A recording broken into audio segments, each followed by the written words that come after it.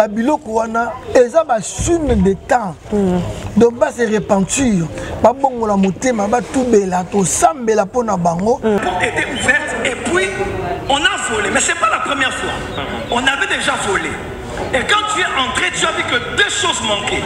La première, c'est la télévision LG que tu as. Exact. Et la deuxième, c'est un téléphone, mais qui n'est pas à toi. Exact. Ça appartient à Sonia. Exact. C'est un téléphone iPhone XX Pro. Les lots aux hommes Voilà. L'évangile est infiltré par de faux prophètes, Voilà. de faux pasteurs. Tous ceux qui ont ressuscité. Et ça a la conséquence dans le cimaté. Et ça, ma casse. Voilà. Conséquence de ça, ma casse. Le lobby, mais n'a pas un signe de temps. Voilà. Le lobby, aimant l'air plus que Dieu. Voilà, comme je vous dis chaque fois, c'est ma bolie importante. Autrement dit, la première dame de la presse et le janvier Watamoko du mois maman. Abonnez-vous massivement dans notre chaîne Kinshasa Monde Télévision de mon boss Junior Diasso. Un homme bien, un homme doux, un homme très intelligent. Voilà. Nous vraiment on aime ces bidons que tous zawana na notre archipape. On a notre bombe mais pour que tous aient des mon caméraman pour te archipape pourquoi pas ne plus s'embotter. Aïe merci. Kembo, mon, tout capable Bengeli, à Gladys Moputu, deux fois mère, à mon beau Junior Diazo, à Madame Diasso aussi. Voilà, ce nous avons eu des moyens à Béabino avec Archipape. Bonjour évêque. Bonjour maman. Voulouzi, boni. Les bélos qui m'y sont qui c'est ça mon télévision. Non, bah, autant de la moussala. Voilà. Ça les eaux les cas bien. Zamba nous sommes ça va. Voilà. Boni bangomba kuna na que chaque samedi et inda kuna. Nous avons toujours une école de la délivrance chaque samedi. Samedi avant ça, nous allons kuna. Ok. Donc nous avons de 5h30 ou 6h, tout ce qui sera à 17h. Voilà. Merci beaucoup Voulouzi. Voulouzi, vraiment le lot un bio par rapport à Macabre Bélé. Tu as vu que vous aurez tant de partager parole de Dieu. Mais Voulouzi n'engena banda par rapport à la question. Voulouzi pour nani lelo. Tout le bélamingi par rapport à baki amitié na basi à Congo et à lelo hein.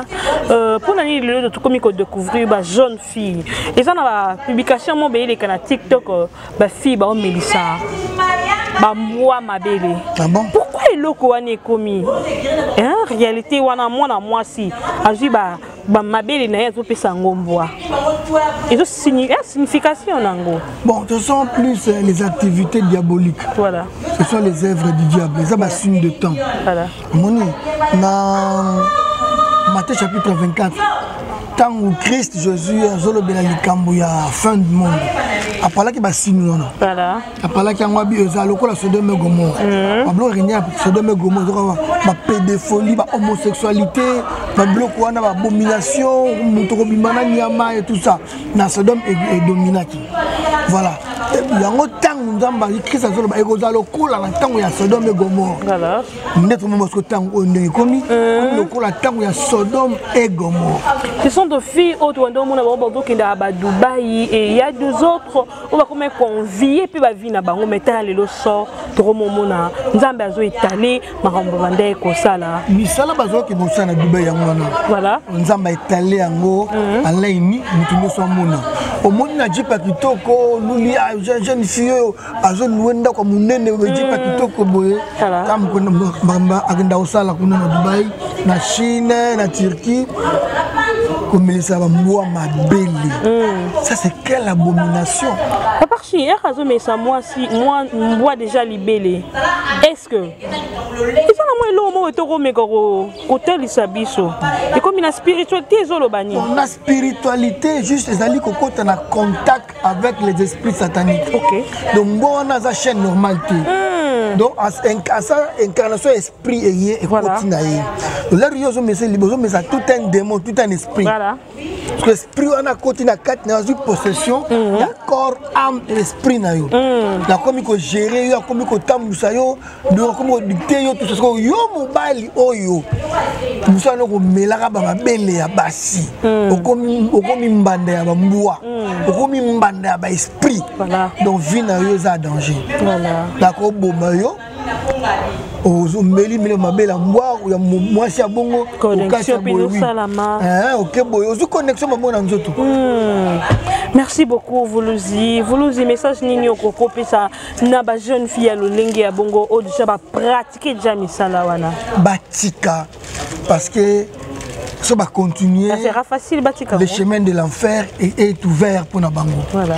Le chemin de l'enfer est vraiment ouvert parce que Babylone Kouana eza ba sune de temps. Donc ba se repentir, ba bongo la motema ba tubela to sambela pona bango pour que to délivrer la délivrance ba kamwana esi là. OK. Ba comme une nouvelle créature avec Jésus-Christ. Voilà, ba comme une nouvelle créature avec Jésus-Christ. Ça fait très mal les lots toujours mon génération na biso eza vraiment pourri. Si je comprends bien papa Chi en de comment na kalezaki au mona so bazole la matanga koko mais génération na biso mona ka 25 ans 30 ans 15 ans et le kwana eza par rapport ya makambu auto elengi de tambolela ou bien ndengeni parce que diable a infiltré génération. Voilà parce que ngo mona siko OK ba papa na biso babala na sans vision sans prophétie ba boti biso ba 15 ba 12 ba umeli pe belé mais biso to bala na ba prophétie ba vision to umela te quand ba umeli ekufi le diable a infiltré des gens même dans milliers chrétiens ils sont infiltrés par le diable. Alors le logo on attend yo des gens à âge à 18 ans 20 ans vous en a moins de 35 ans bandi ba vie wana mais tu as une courte vie. Voilà. Tu as courte joie, 10 ans, 5 ans pour récupérer. Voilà. Merci beaucoup, Vuluzi. En tout cas, on a place et tout ça est bien. Vuluzi ni les oleka entre vous le prophète ça l'anzambe to la mukana tongo boye message bimi. En tout cas, ça l'enga bien en tout cas la bin na quoi enregistra on enregistra qui en tout cas sorry koyoka muto na linga mingi le prophète Joël Francis n'a habité sur les paroles de connaissance et puis les garçons là je lui connais très bien. C'est un garçon avec commissionnaire dans la Beauvon. Il y a un temps qui a un coupo na comme place dans Zawana mais à choix qui a joué la nganda côté. Joël Francis a appelé ça un message. N'a habité sur une toile maman sur sa parole de connaissance. Ça va? Tu habites à Beauvon. Je connais ce garçon, il est à Beauvon. Quand tu as quitté la veille, tu rentres à la maison, la porte était ouverte. C'est maintenant clair dans mon esprit. La porte était ouverte et puis on a volé, mais c'est pas la première fois. On avait déjà volé. Et quand tu es entré, tu as vu que deux choses manquaient. La première, c'est la télévision LG que tu as. Exact. Et la deuxième, c'est un téléphone, mais qui n'est pas à toi. Exact. Ça appartient à Sonia. Exact. C'est un téléphone iPhone XX Pro. Exact. Papa, si jusque-là, on n'a pas encore vu iPhone XX Pro. N'habitez, les années, paroles de connaissance, mais maintenant, un sentiment, ou bien, n'habitez, papa, si tout qu'il y a des watts, n'a pas malheureusement qui n'ont pas si. Voilà. On identifie nos moutons, lui est bien très bien. Mais là, Makambu, Bapesi, Balobinaye. Oui, c'est une parole de connaissance. Mais choué. Oui, qui est à côté? Parce que Alobinaye XX Pro, iPhone. Parce que Zali. Non, exact. Yandimi. Abi exact. Donc, ils ont manigance. Voilà. De deux. Je vais expliquer. Tu habites à Beauvon. À Beauvon, oui. Mais le téléphone que tu utilises, c'est pour Sonia. Il y a exact. Exact, oui. Mais ils ont marqué XX Pro Max. Parce que le téléphone, il y a XX Pro Max dans le comité. Donc, XX, donc 20 ans. iPhone 20 ans, non limité papa Chi. Pour na nini toujours commenter na makambo aboy. Eza ko luka mbongo. Non, moni ba profession ozo que non tout en autres zonga. Les ont raté belé. On va se dire mankiona. Mankiona CD B1. Mankiona veut dire quoi papa Chi? Mankiona lingo lo bakena zu mutu nanga moko na malweka. Na ye na kasavu. Voilà. Tanga ye na biso biso ndo ko lobana yo lobana ka amen. Ndimaka. À $50 dans ma boucle, à exposer vie, amitié à danger, devant Dieu, devant les hommes. Voilà. Amitié vraiment à danger, vie à exposer. N'a pas de au talango, au kosi. Soit pas ta parent n'a pas au talango, au kosi. Et l'attitude de ces garçons-là, elle va passer un message, parole de connaissance en haut. Avec l'attitude, moi, tout le monde déjà yé, bakina yé. Voilà. Ce qu'on a battu, on a besoin de. Il n'était pas mentionné. Exact. Je lui connais, hein, ce garçon, parce que j'ai oublié son nom. Il est à Beauvau. Moi, j'étais à Kabinda. Derrière moi, habiter ces garçons. Azala appelé commissionnaire. Et na lungi Kabinda, na luka kabanda luka nganda kumezaleka boenda kuna se penangote parce que ngani moi biloko c'est un peu luxe. En tout cas, banda mon anté. Parce que na monier, na luki vraiment na lande ma parole de connaissance wana. En tout cas, j'avais de larmes aux yeux. Et ça fait mal comme on a bana nzambe ko bunga bongo. Ce qu'on a bateau banzima kamanki on a pas parti. Et ça a conséquence nango simate. Et ça ma casse. Voilà. Conséquence de ça ma casse. Le lobby mais n'a pas mal signe de temps. Voilà. Aimant l'air plus que Dieu. De Timothée chapitre 3. Il y aura les temps difficiles dont les hommes seront fanfarons, ennemis des gens de bien, ingrats, irreconnaissants, tout ça. Et belé. Et il y a l'apparence de la piété, mais rien, c'est qui a fait la force. Pabloko Nyoso. Et ça, biblique. Dans le bec, on a des générations de temps. Alors, parler qu'il y a lobby, ils s'élèveront de faux prophètes et de faux Christ et de faux prophètes s'élèveront. Alors, il y a un peu si peut-être ligne va comprendre que quand tu commis les noirs, les termes parce que le Fils de l'homme est déjà dans la porte. Déjà à la porte, il faut que tu comprendre quand tu commis ma bé à Kosakanaki. Mais Banzambe balingi peut plus l'église où ils ont batu et belé. Bango balinga bongo bazomona que là-bas il y a la parole, là-bas il y a la prophétie. Tandis que côté la l'église, côté la mtoko archipape, ana moi le connaît mon okende ozoyo ka parole, ozoyo ka que erazo peso message pour continuer la profondeur et à prier pour la délivrance il y a vina.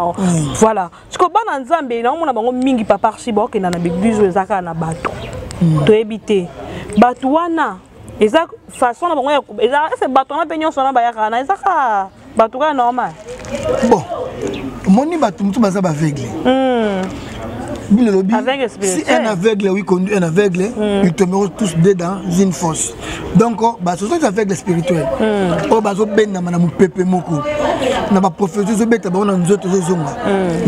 un spectacle, mais devant Dieu. Dans la lumière, dans les derniers jours, beaucoup me diront Seigneur, Seigneur, n'avons-nous pas prophétisé à ton nom? N'avons-nous pas parlé des langues à ton nom? N'avons-nous pas chassé les démons à ton nom? Je leur dirai ouvertement, je ne vous ai jamais connu. Voilà. Les musulmans ne chassent pas les démons au nom de Jésus. Les Kimbanguis ne chassent pas les démons au nom de Jésus. Ni les bouddhistes, c'est nous les chrétiens. C'est nous les chrétiens. Mais eux tous, religion, non? Oui, biso la carte il y a christianisme. Christianisme c'est un mouvement dont nous avons tous basé notre foi à la personne de Jésus-Christ. Voilà. Donc nous croyons qu'il est le seul, l'unique vrai Dieu. Il a dit de son vivant sur cette terre, Jésus-Christ avait dit, je suis le chemin, la vérité et la vie. Ça Jésus disait que je suis une vérité. On allait chercher une autre vérité ailleurs. Il dit je suis la vérité. Ça veut dire que je suis une vie. On pouvait aller chez notre prophète pour chercher une autre vie. Mais il dit il est la totalité. Et à l'objet, nul ne vient au peur que par moi. C'est Jésus qui est le passage obligé. Si tu veux aller voir le Père, tu passeras toujours par Jésus. Voilà. Donc, il y a un monde, diable, connaissant bien toutes ces choses, à Kamati, infiltré de faux prophètes, de faux pasteurs.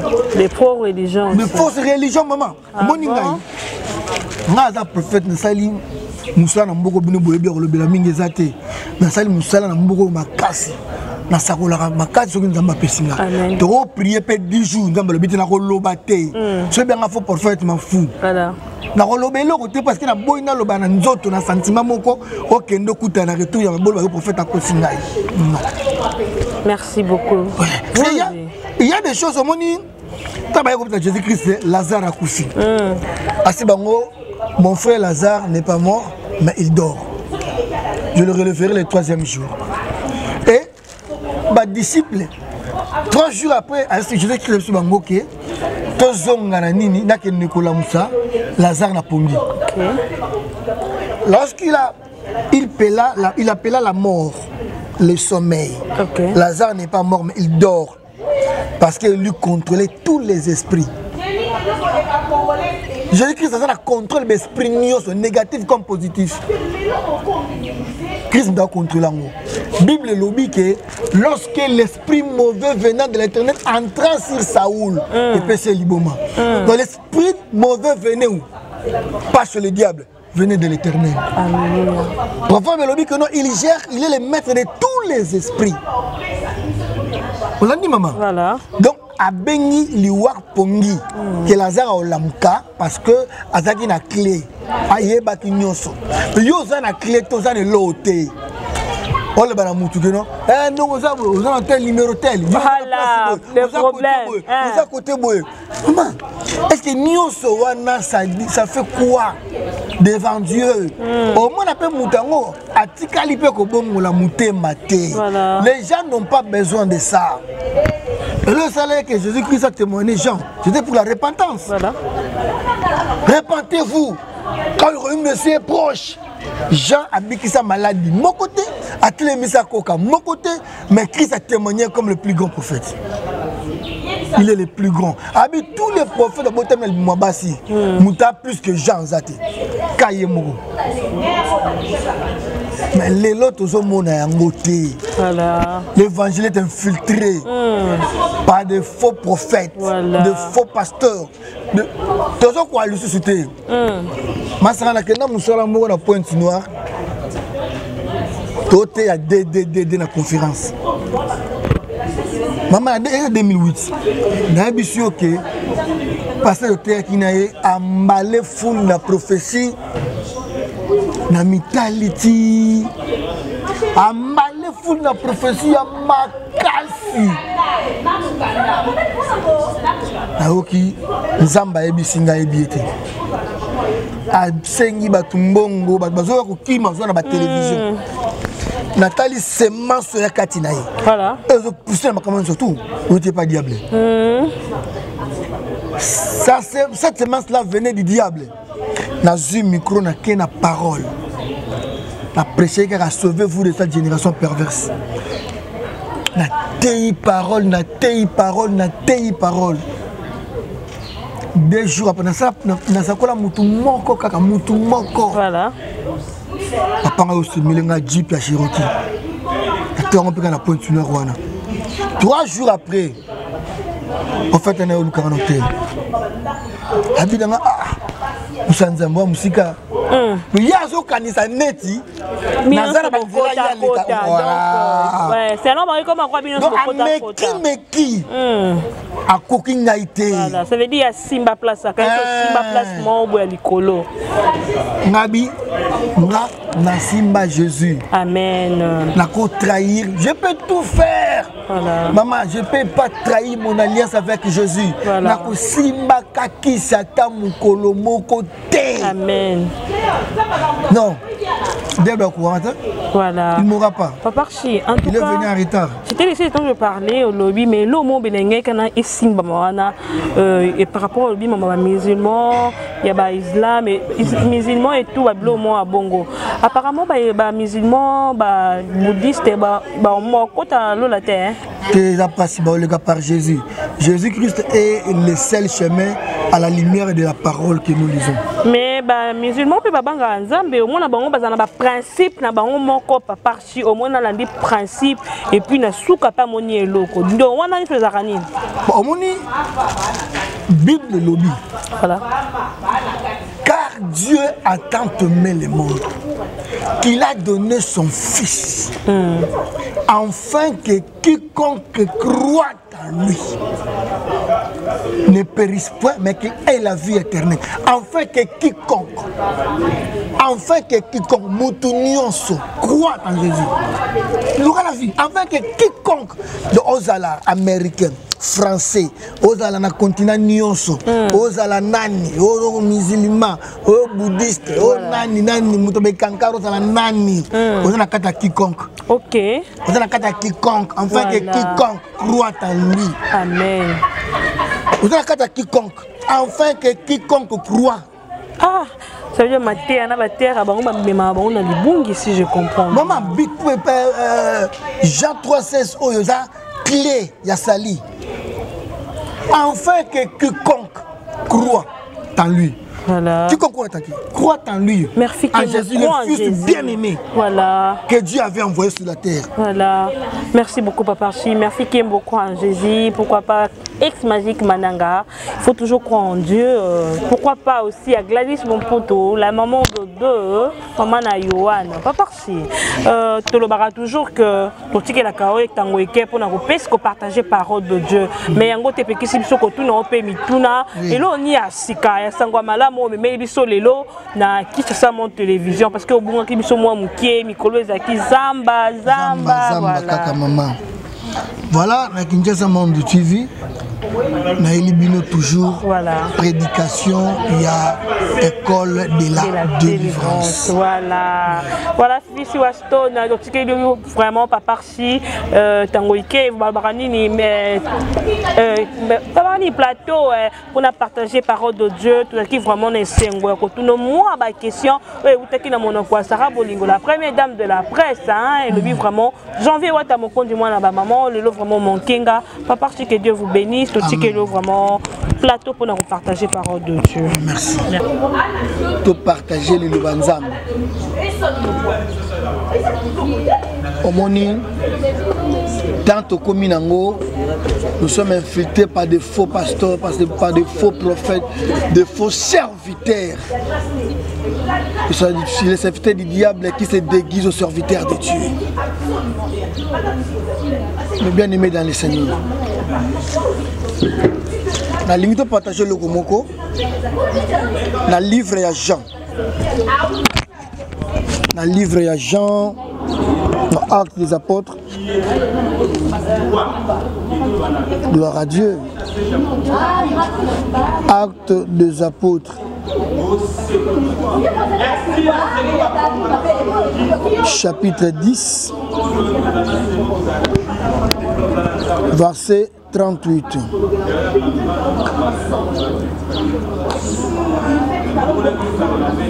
Actes des Apôtres, chapitre 10, 38e verset.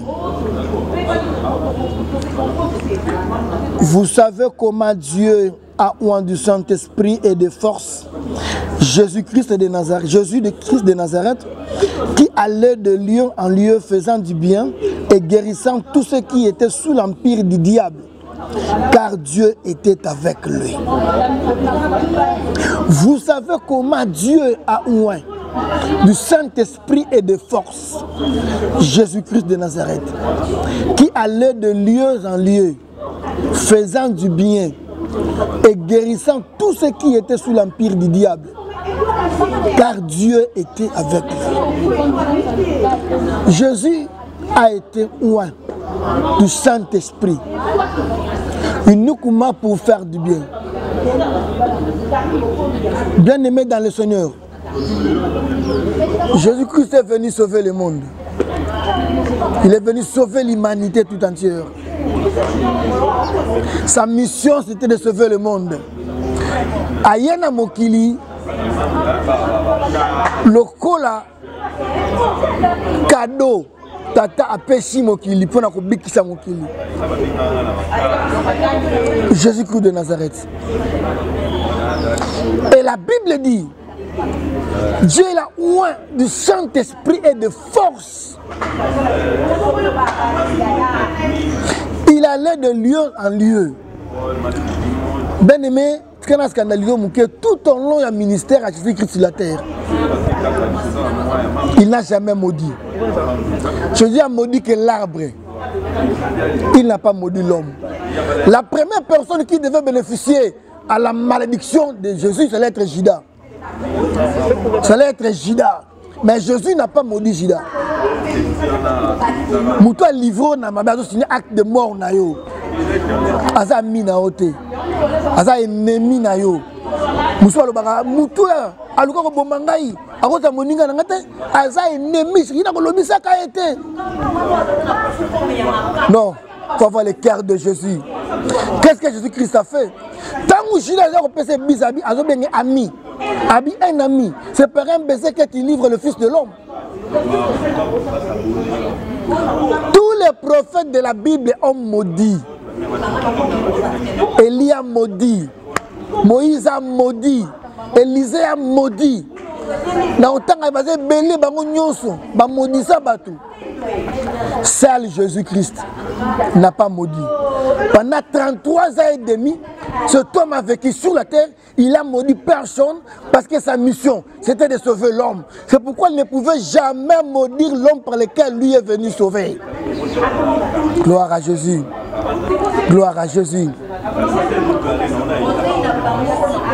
Il a été oint. La Bible dit il allait de lieu en lieu, faisant du bien et guérissant tous ceux qui étaient sous l'empire du diable. Il y avait des personnes au Bazala qui retenaient la carte d'empire satanique. Ils étaient sous l'emprise du diable. Et ces hommes-là attendaient personne. Ils attendaient que Jésus. Bien-aimé, la royaume bisotan moussous na kata famille nabino, vous êtes sous l'emprise du diable. Mutumoka régner na famille, à kanga batunioso. Toute la famille dépend na ye. Comme toute la famille, papa Sibino Kitoko, Baba la Bozara Ngote. Vous êtes sous l'emprise du diable. Motangi, vous offrez un voyage. Mais vous tournez sur place. Vous êtes sous l'emprise du diable. Bozu ma bala ma botte zate. Famille dans la division, sorcellerie est dominée. Ma force coutumière est dominée. Vous êtes sous l'emprise du diable. Jésus allait de lieu en lieu faisant du bien. Il faisait du bien partout. Partout il allait. Et Abandako Komati Kobiki Sabato Baza sous l'empire du diable. Peut-être la malédiction et qui para continuer. Au Coro qui m'Afrique, au Europe, aux autres makila famille na yo, aux na koma famille na yo, maman na saka maman tutana tata na yo, bandeko na bandeko na yo. La malédiction n'a pas de frontières. Au Coro qui m'Afrique, au famille on a tout sauté, mais situation na yo saka ndenge moko. Ozo rompre na poto na mboko fandi mukande za ozo ape mukanda libala malongi ate kota mabala kobima ozo ape musala ozo ko tourner sur place et là au moka malongi zo lekezate. Vous êtes sous l'emprise du diable. Il n'y a qu'un seul homme qui peut vous sauver, qui peut vous délivrer de cette emprise du diable, c'est Jésus-Christ de Nazareth. Il est le seul qui peut vous retirer de cette emprise, qui peut vous délivrer, c'est Jésus. Et après il te fera du bien. Dans la moindre monstrueuse perte de sang, a souffert pendant 12 ans. Monstrueuse perte de sang. La Bible dit elle a vendu tout ce qu'elle avait. Pour ananzoto na yo ebi mutso kazo bela zala bambongo na ye à côté kabami tout kama pangu pour pas santé na ya bien. Ako voyager bamboka na bamboka ka aluka santé lo biko nzoto neza malamu. Alors ba biloko yo mona somba nzoto na nzoto makasi. Tikana ba na luka na lo biko nzoto na ngai e bongo sima na somba kaka biloko. Ateka nyonso. Mais la Bible dit elle trouva aucun soulagement. Malade de se continuer. Et moi je me demandais, cette femme avait combien de sous-vêtements?